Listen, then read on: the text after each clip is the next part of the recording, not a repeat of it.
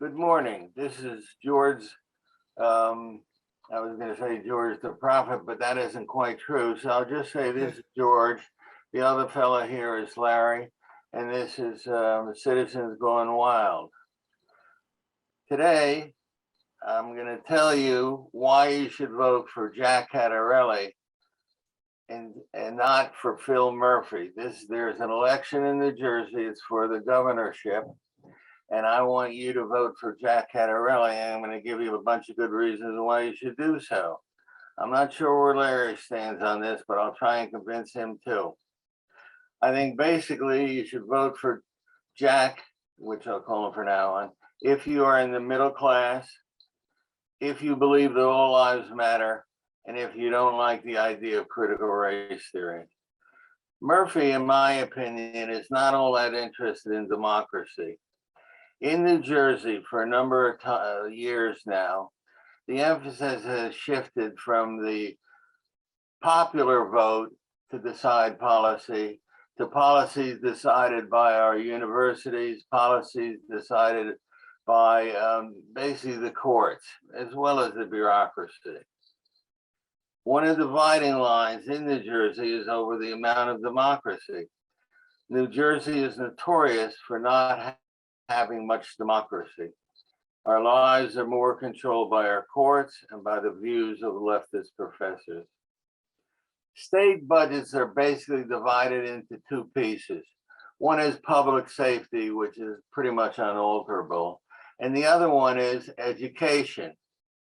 In New Jersey, we have had probably the most important decision made in the last 100 years, when the courts decided that they would decide how our educational budget would be divided up. And basically what they decided was they were going to take the tax money sent in by the middle class, as well as the wealthy, and give more of it to the poor school districts.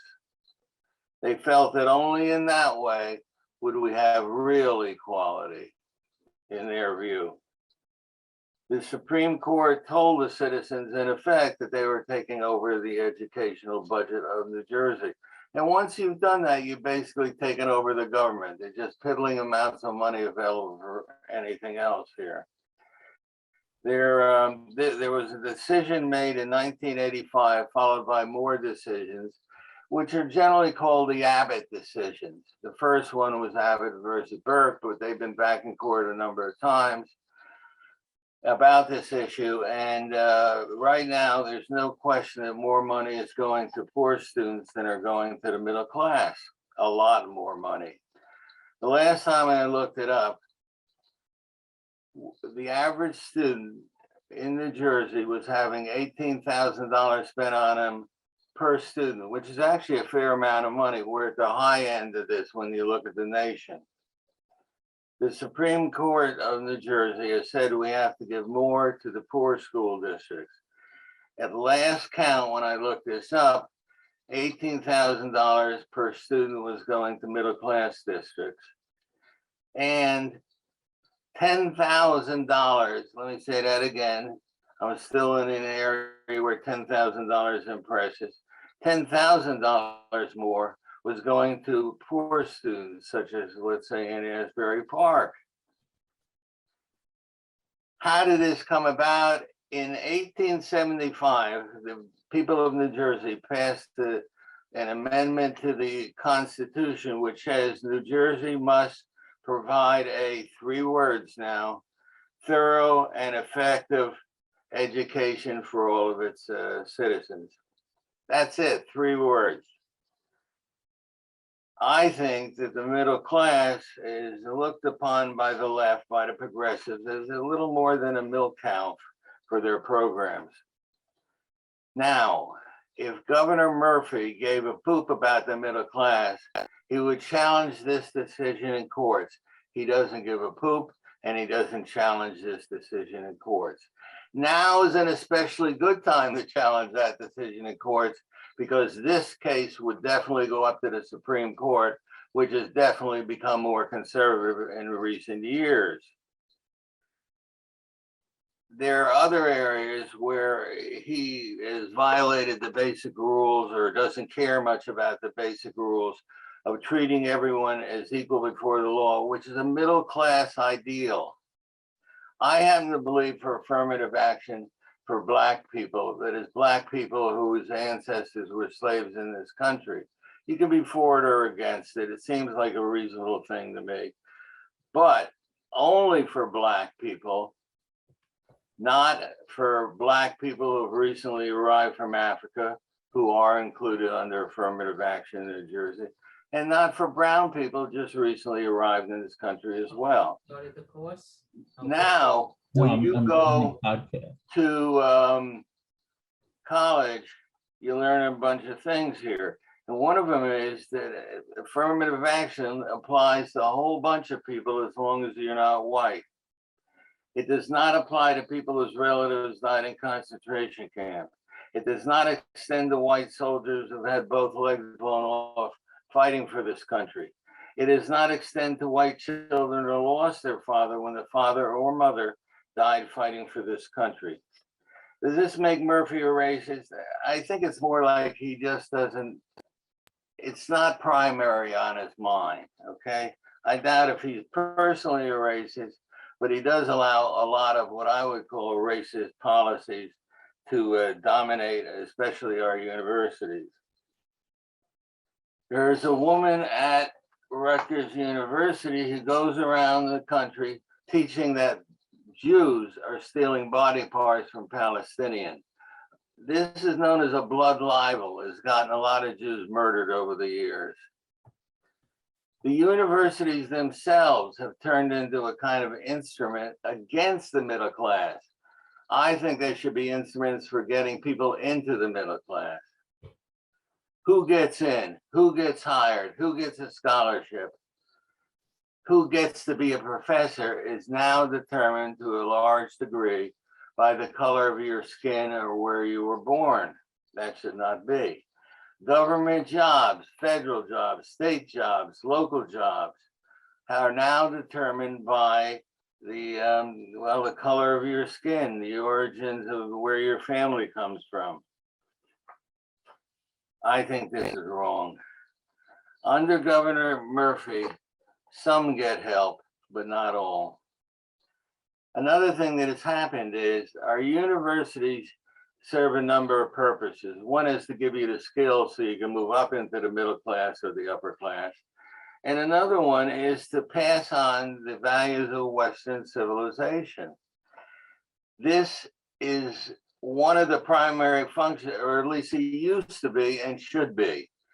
Western civilization is the only civilization that has ideas like individualism, which means you should be judged as an individual, not by a secondary characteristic of being a human being, such as your skin color, your ethnicity, where you were born.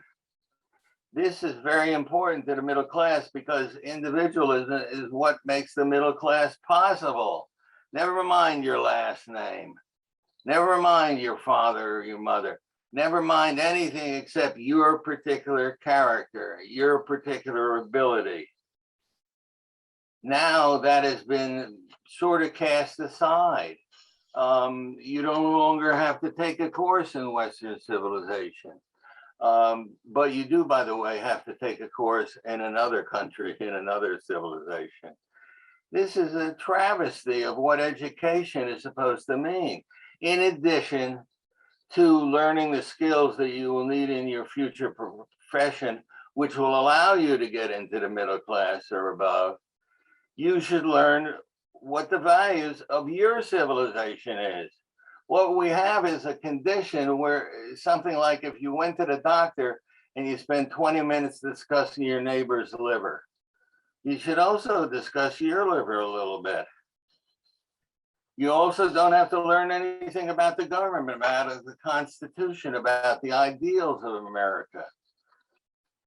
But you do have to learn about other countries. This has backfired to some degree, by the way, when most of our students learn about other countries, they get down on their knees and pray that they never have to live there. you are also being taught, your children are being taught. You know, I mean, so many parents that say, what happened? I sent my child to university in New Jersey and they came back as a different child. You're also being taught, whether you like it or not, your children are being taught critical race theory. The overall view on colleges and the University of New Jersey is that Black Lives Matter. What happened to All Lives Matter? I don't know what happened to it, but it's not being taught at our universities. Above all else, individualism is no longer taught. And by the way, this is in our universities now, and that side is winning. And it's also coming to K through 12. It really doesn't matter what you think. It doesn't at all. Our idea nowadays, the factory of ideas is our university. You can say whatever the hell you want in your home, but when the kids go to university, they're going to learn something else. And pretty soon, this stuff is coming to K through 12, whether you like it or not, unless something is done. My solution is to elect Jack Hattarelli, who will put a stop to this rather bigoted nonsense. Only Jack will challenge these ideas like Black Lives Matter, and we'll move to an idea of all lives matter. There are other things I could say, but I think this should be enough. Look, if you are in the middle class, if you're Jewish or care what happens to your Jewish neighbors, if you care about democracy, if you care about your rights and liberties, if you care about equality before the law, if you are against tribalism, if you care about veterans and you think they should catch a break, then you should vote for Jack Hattarelli. He will bring about some changes. That's who I'm going to vote for.